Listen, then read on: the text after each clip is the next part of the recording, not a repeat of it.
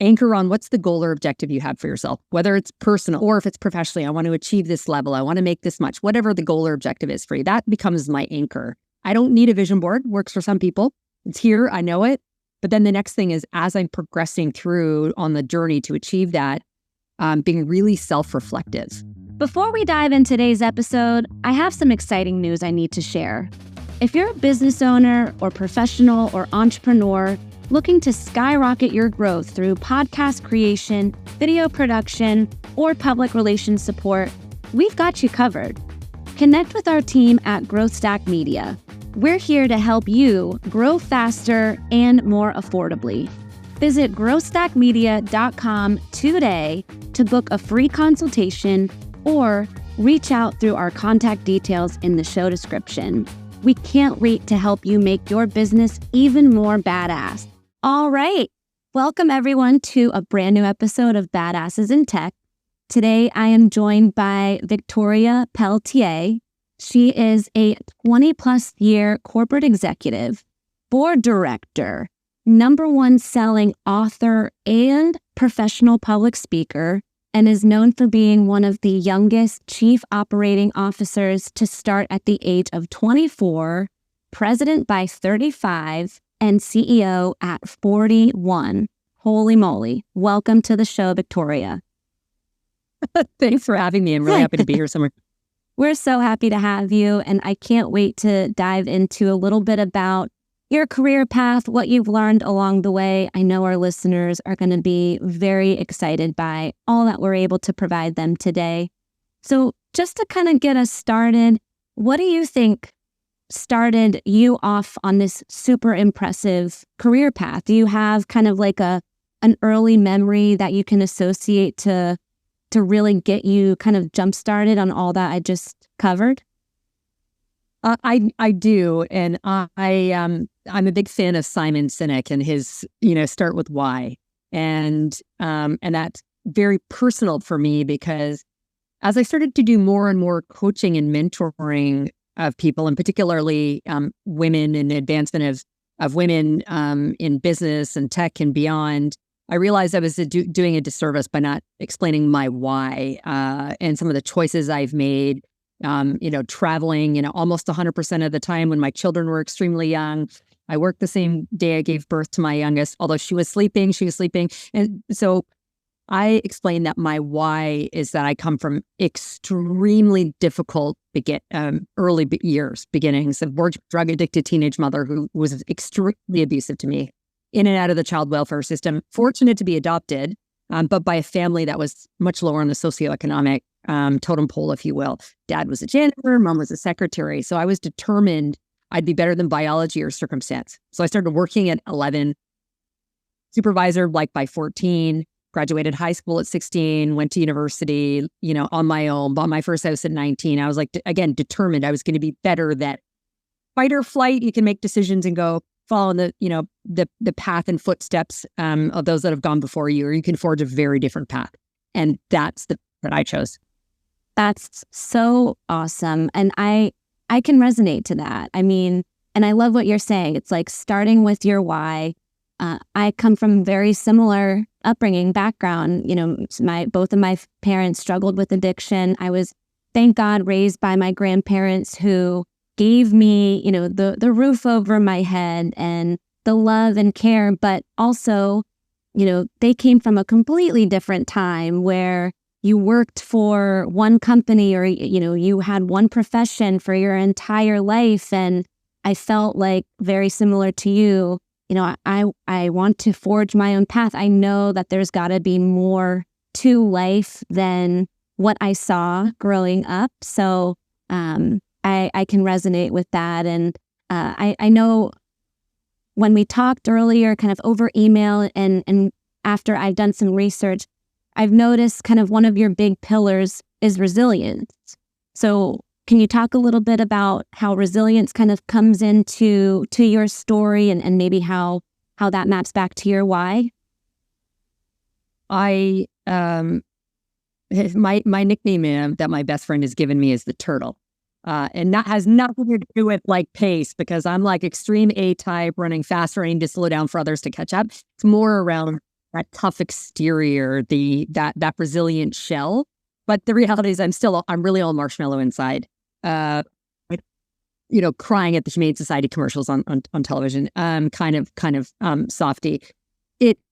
Learning how to develop a healthy level of resilience. And that's important to me because I very early on, giving the trauma of being abused by my biological mother to like being completely ostracized as a child. I mean, you can't see through, this square video screen out. I'm only 5'8", but I hit this height by the time I was 11, fully, when I was 8 years old. And it wasn't fun being the tallest, taller than our teacher. I skipped a couple grades, being teacher's pet. All these things came, and I never learned away. And early, it was about putting walls up.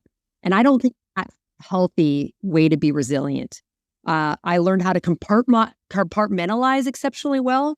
But then over the years, with continued adversity, even just from a corporate standpoint, I've been through 18 mergers and acquisitions. Those all come with a significant amount of upheaval, of change. And oftentimes I'm the one having to make some of those really difficult decisions and impact other people's livelihood. So I had to learn how to do it in a much more healthy way. And so that, for me, it's kind of this 4 steps. And, one is anchor on what's the goal or objective you have for yourself, whether it's personal, it could be a fitness, or if it's professionally, I want to achieve this level, I want to make this much, whatever the goal or objective is for you, that becomes my anchor. I don't need a vision board, works for some people. It's here, I know it. But then the next thing is, as I'm progressing through on the journey to achieve that, being really self-reflective. I'm very, very quick to emotion.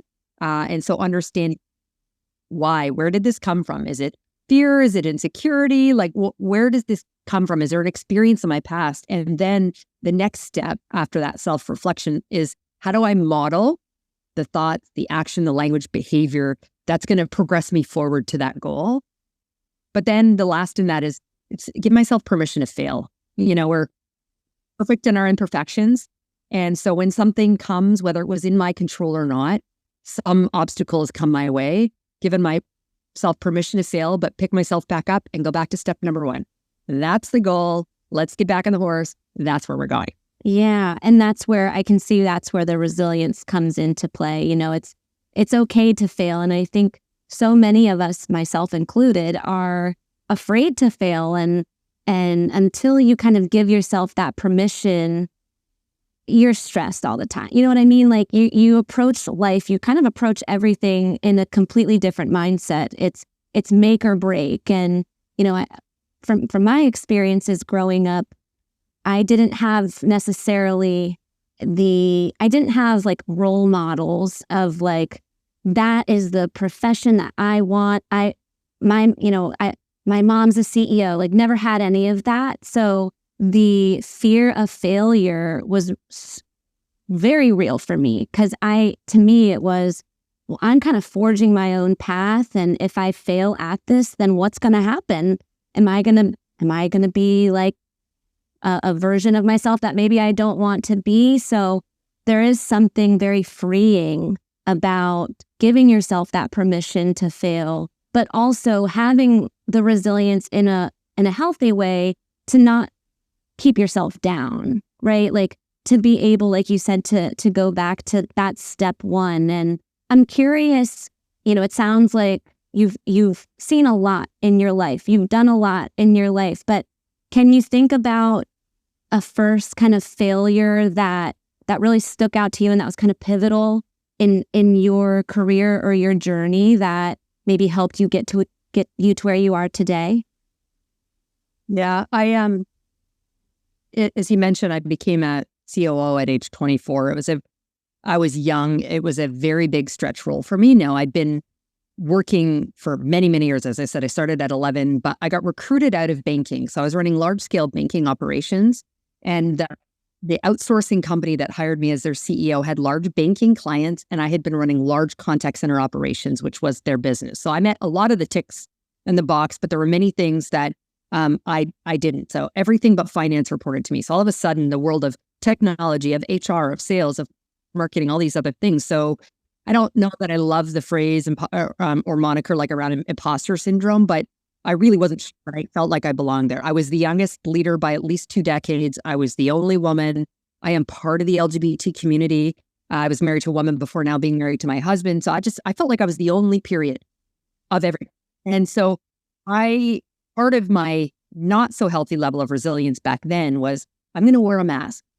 I don't want to give any reason to think I haven't earned my seat here and that I'm highly capable.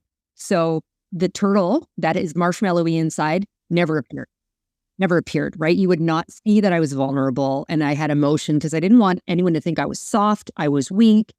I lied about my age. If I got forced, I told people I was older. What woman does that? But like, those were the things that I did. I found out a few years later, my nickname was the Iron Maiden. And when I first heard it, I was like, oh, well, that's kind of unfortunate. But again, I was very good at managing performance. Like, I was delivering for, our leadership team, but that's not who I am. That was probably one of my biggest failures, by showing up the way I thought I had to as this young female leader and not being my authentic self, not showing vulnerability, those sorts of things. That was a huge mistake. And so I had to learn to do things very differently. And it made me so uncomfortable, Summer. Like, I'm all business all the time. I would walk into a meeting and it's like, we launch right into the agenda. Hold on a second. Like, let me take 5 minutes to engage with people, to build relationship with them and understand I'm a human being as well. And more about what were their personal motivations? What's their purpose? Tell me about your family. But again, I'm so used to jumping right into the agenda. That's something super simple. But then the more challenging thing is, how do I start sharing my story, my why, help you along to recognize that you can overcome adversity?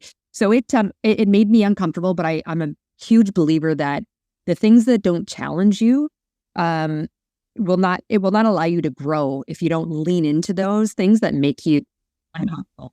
Absolutely. And I mean, your experience at such a young age, I don't fault you for it. It was probably a little bit of a survival mechanism, like a defense mechanism, if you would.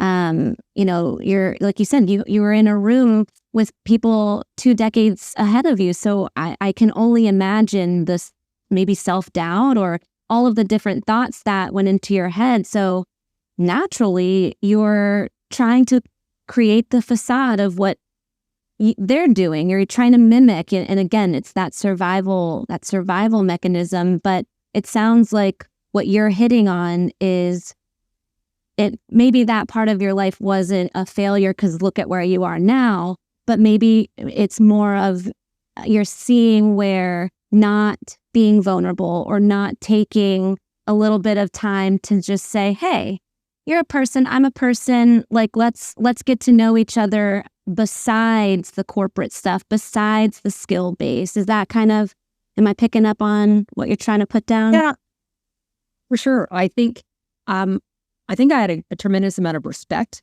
by my team members, but I think to some extent they feared me. I wanted to build followership. I want people to come along with me.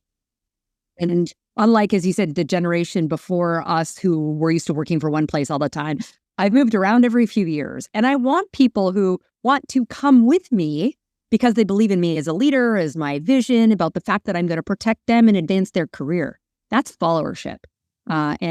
Again, respect, but bordering on fear was not what I wanted. And so I had to be a different kind of leader and engage in a very different way to be the kind of person I would want to work for.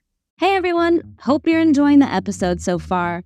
If you haven't already, why don't you take a second to click follow or subscribe on the platform you're tuning into so that you won't miss a second of Badasses in Tech.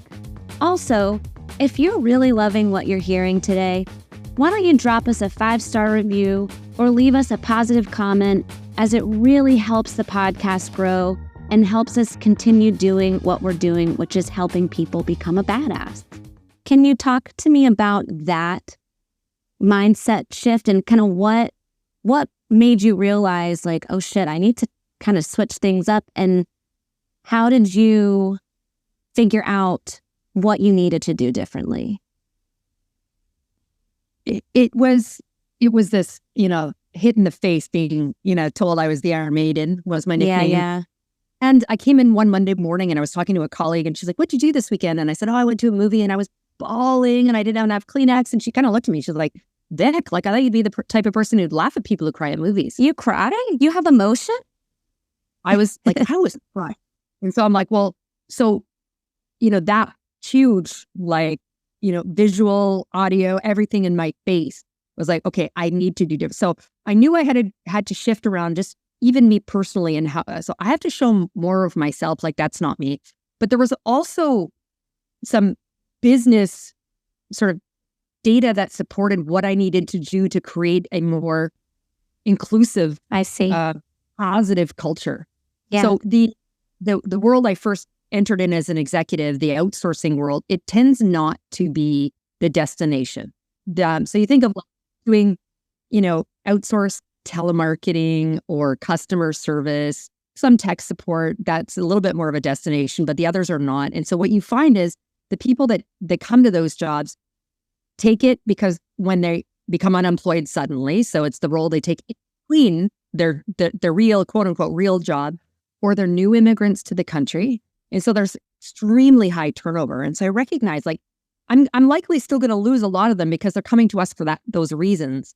But I don't want them to hate it so much that they hop to that next in between job. So let me find a way to create the right kind of leaders, myself included, that people enjoy working with.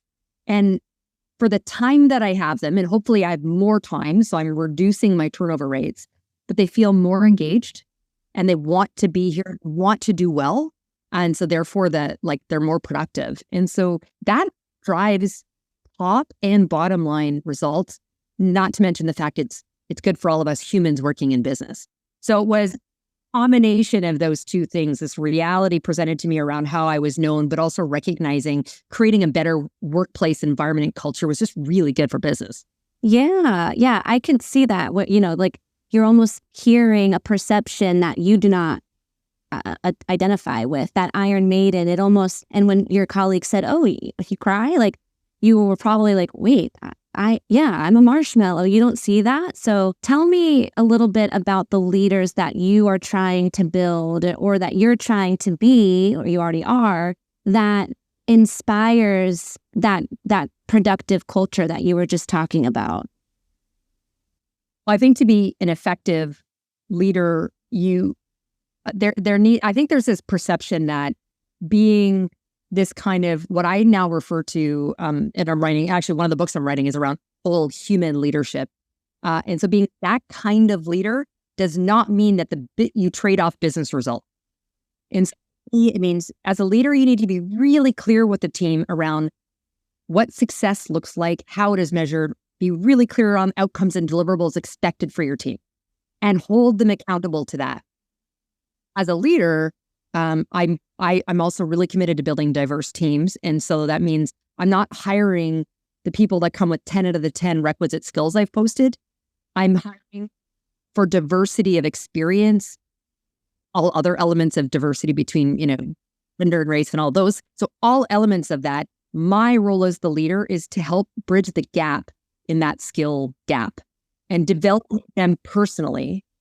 And also aligning what they do to not only the purpose of the organization, but bringing that down to the individual level. Like COVID actually drastically changed. And I hate the social, phrase, and it got headlines, quiet quitting, the great resignation, whatever.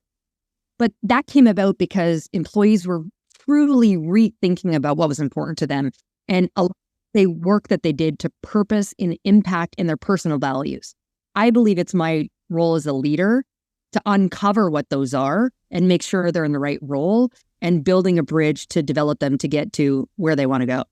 I love that. It's almost like putting a little puzzle piece together. Yeah. And so what I'm hearing is that there's really not here's 3 things to do to be, what I'm hearing is you really have to get down to the individual. You really have to understand what makes them tick. What are their goals? What are their strengths and what are their blind spots, and help them case by case reach the goal of the organization or the team or what have you. Yeah. And it is like a puzzle piece. I mean, you're taking the strategy that either you're developing or working holistically across with other leaders in the organization to develop and bring that down to the level of the team. But then you're pulling together. I think there's data that shows, again, diverse teams innovate and problem solve much more quickly. I get higher engagement and productivity numbers by doing this. So it's even finding what's the great mix that comes together, these ingredients of all these different people, and then how to optimize and get the most out of them. Going back to, as you then sort of played back, how do you do that as a leader to the individual level? Yeah. And I found in my experience, whether it's I'm dealing with a team lead or a manager, or I'm working with a peer or a coworker, I find that I do a better job. I'm happier, and it just seems there's more openness. You're not afraid to kind of be open and honest with feedback and different thoughts when they do take the time to really understand, hey, your birthday's coming up, or what'd you do this weekend? Just like very simple things versus somebody who might come in and we're down on numbers this week.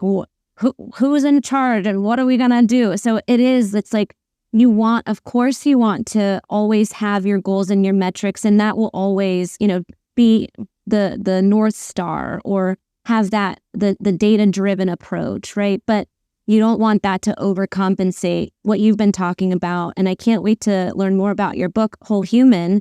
Is that the title, Whole Human? Yeah, it's Whole Human Leadership, and I tell the story. Yeah, I tell the journey. I'm actually just finalizing the title, so it'll have nice. that. It might change. But it's going to be somewhere but it's also going to say the journey from the Iron Maiden to the turtle. I'm going to mix those two together. I haven't finalized on the title exactly. I'm back and forth on a few. The other thing I'd say, Summer, is trust is what has been questioned greatly over the last number of years, and so getting to that human, personal level, being authentic, being transparent, being vulnerable, all of these things, that's what builds trust. And that's what employees are seeking right now. And so as much as be clear about objectives and success metrics and spend time with people, at the end of the day, we want to be able to trust the people that we're working with. Do they have my back? Like that kind of, or that just comes with a very different human element in terms of how we're engaging. Yeah. How would you say, whether it's, an example that you have done, or maybe you've seen it work very well in practice with others, how can people be vulnerable at work? I'm going to say not everyone needs to be as open as someone Sure. like that. For sure. Recognize, very different personality types, comfort with sharing some things. So people are but I also encourage people to lean into the things that make you uncomfortable, as I said earlier. And so, vulnerability for me, I'd say, although I still think we need a filter from a work perspective, it's appropriate. But when we're making decisions, I like to provide the context behind give people the why. Why are we changing the strategy? Why have we acquired this company? Why are we reorganizing? Let me take you through my thought process. But the vulnerability comes with, and so knowing that I usually run large scale operations, which is where the majority of the headcount sits, I'm usually having to do a lot of that work. And I want them to understand also, it pains me to have to go. I understand that I'm impacting people's livelihood here. And there's a vulnerability. And when I've had to lay off people, initially the Iron Maiden would never have shown tears. But I mean, there's moments where now, and I'm having these conversations, and I want the moment to be for them and to feel their own emotions. But at the same time, naturally a tear flows because it's a really, really tough one for me. And then they'll do that. And that's where, and not everyone's going to be not everyone's even a crier. So I'm not saying that. I think some of the stuff that you're thinking as you're having this dialogue and the contextualization of the and rationale behind why you've made these decisions, just talking through some of that is about vulnerability and transparency. Totally. And that's something I talk about a lot on the podcast. Two things is, bringing people along the journey, understanding your emotions, but not necessarily letting it completely overwhelm you, right? Like you can show emotion, you can shed a tear if it's natural, but don't let it don't allow it to keep you in bed all day. You know what I mean? And on the flip side, and now that you've mentioned kind of your definition of vulnerability and how you have maybe exercised it in the corporate setting or seen it work, I never thought about it in that way, but I've seen where it works, and I respect the people I work with who they'll say things like, my worst case scenario for this is, or my biggest fear in this is, and there's something about the way that that's phrased where your ears perk up, like as someone who's listening to a project leader or a boss or whatever, like your ears perk up and you're like, oh, that's their biggest fear. I don't want to put them in that fear. So I love that. I love the way that you put that, because a lot of people think I'm being vulnerable, like, I'm just a hot mess at work, or I'm letting all my dirty laundry out to my coworkers. Like, maybe not so much of that, but having those moments and not being afraid to say, here's my biggest fear, or I'm feeling a little bit of heartburn over, like that was my little saying when I was working with a bunch of teams. I love it. I have a heartburn phrase. I might borrow that at some point. Steal it. It seems to work. It's like, I'm getting a little heartburn. Like, we're not fully there yet. We're slowly but surely, but something needs to change relatively quickly, or else we're not going to meet the goal, or else, something's not going to go well. So tell me a little bit more. I'd love to dig in the next kind of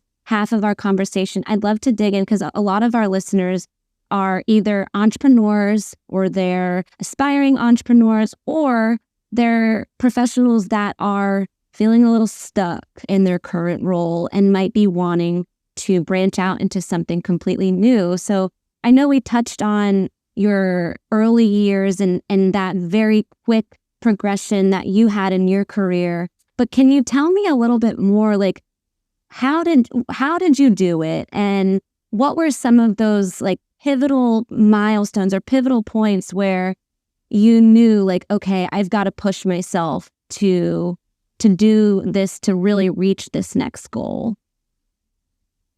So I would describe myself, first of all, I will say, as a multi-potentialite, and that I've always very diverse group of interests that I pursue, and many of them concurrently, even as it relates to what I do from a professional or work standpoint. So although I'm predominantly like a corporate Fortune 500 executive, I've also built and bought companies because I like natural bath and body works products. So I decided to 20 something years ago, take a hand at making my own soap and creams and those kinds of things. And then you can't make a single bar of soap. So I just ended up with a surplus and created gift baskets. Popular that it became a business and grew to a that I couldn't run it. I had like my ex and nanny and my stepdaughter, like, all helping. And then I sold it when I recognized it. Also, when things that I'm super passionate about become my full-time job, then so I'm a professional public speaker. I choose not to do that on a full-time basis because I think I would enjoy it less if that's all I did, 100% I of it. see. Yeah. Tell your listeners to, align and do the work that you're passionate about, but there's this fine line between passion becoming what you get paid for as well. So and around figuring out what that is. For me, though, this drive from just a pure corporate exec standpoint has been around, I wanted to do, I wanted to run larger and larger teams and businesses, but because it challenged me, because there was complexity that came, that first COO job was, I think we had 5,000 or 6,000 employees, to then when it grew to, the likes of me working for IBM or Accenture and leading tens of thousands of people within their organization. The complexity that comes with that, I'm just so not a status quo girl. And so for me, what fueled me was learning something new and different and being challenged by something that was presented to me. And so that pushed me through. Now, naturally for me, that meant I took on more and more senior roles. The financial stuff came along with that, but it actually wasn't the motivator for me. I was so much more so, committed to how am I solving this next challenge? Like, how do I big, hairy, meaty things is what I enjoy. That's how I push myself forward.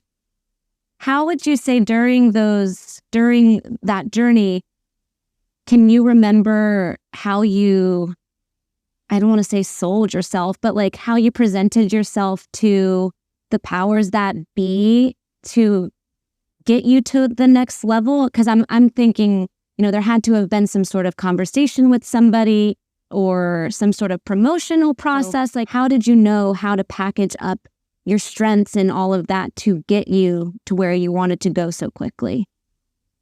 I generally attribute the career success I've had in broad buckets, but into like 4 or 5 areas. Okay. Resilience, we've already spoken about. That's a big.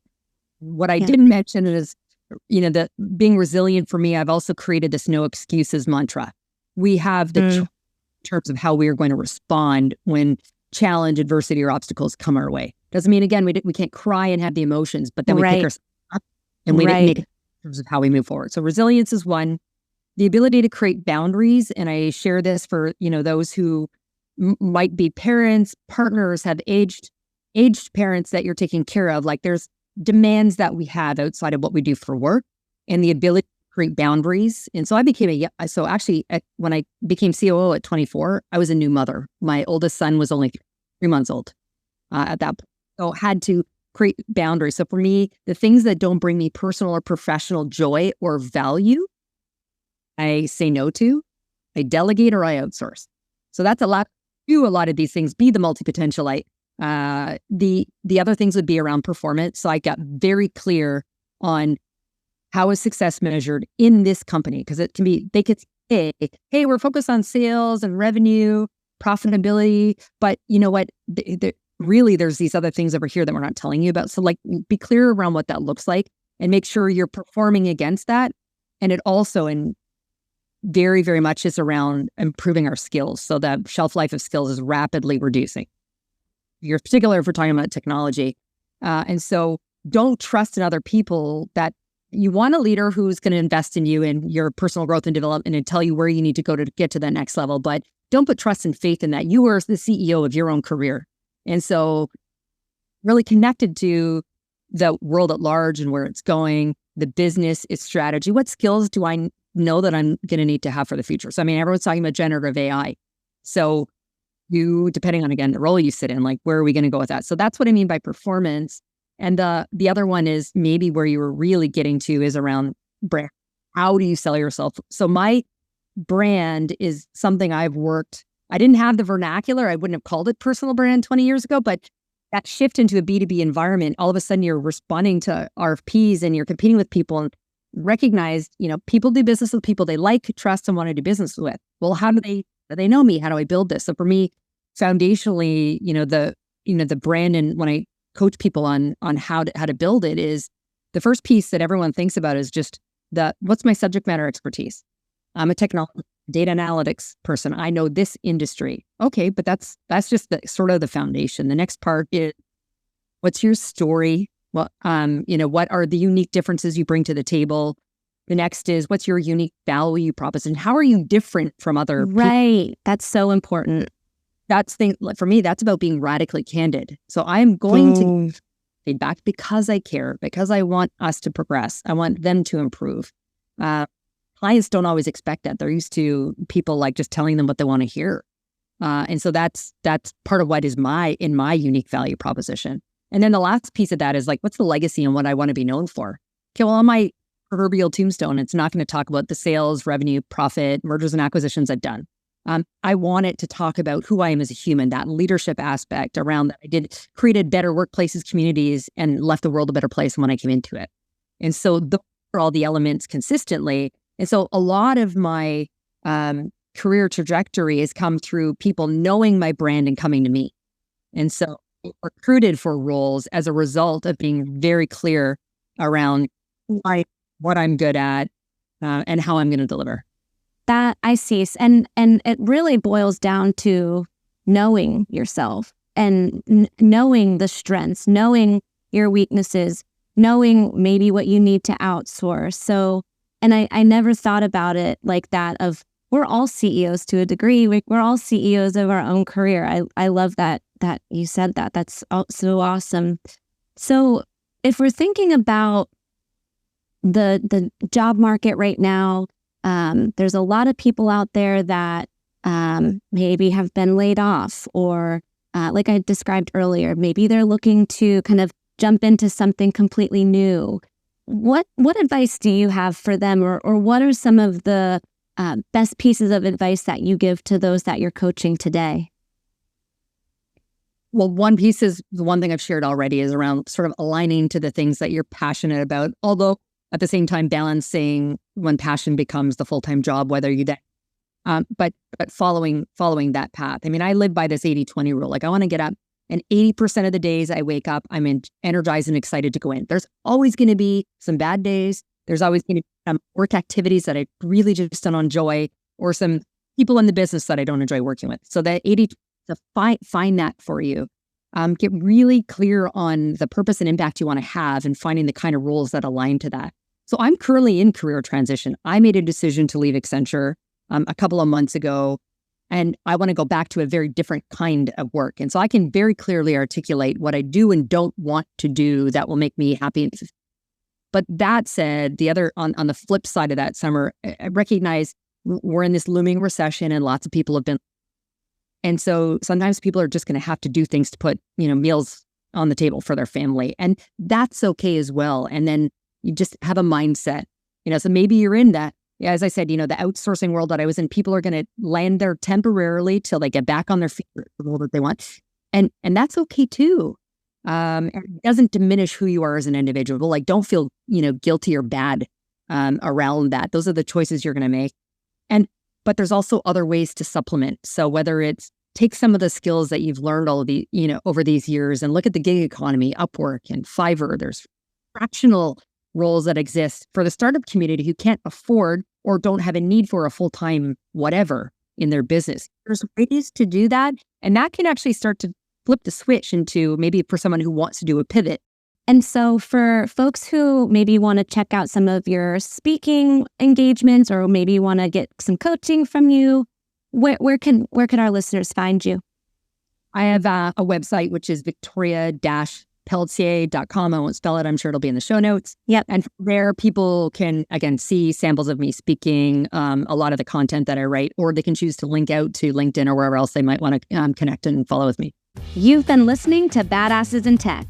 This original content is brought to you by Growth Stack Media. If you're eager to take your brand or business to the next level through podcast creation, video production, or public relations support, we've got you covered. Visit growthstackmedia.com today to book a free consultation, or feel free to reach out through our contact details listed in the show description. That's all for today. But stay tuned for more exciting episodes on the horizon. Until then, I'm Summer Mitchell, and this is Badasses in Tech.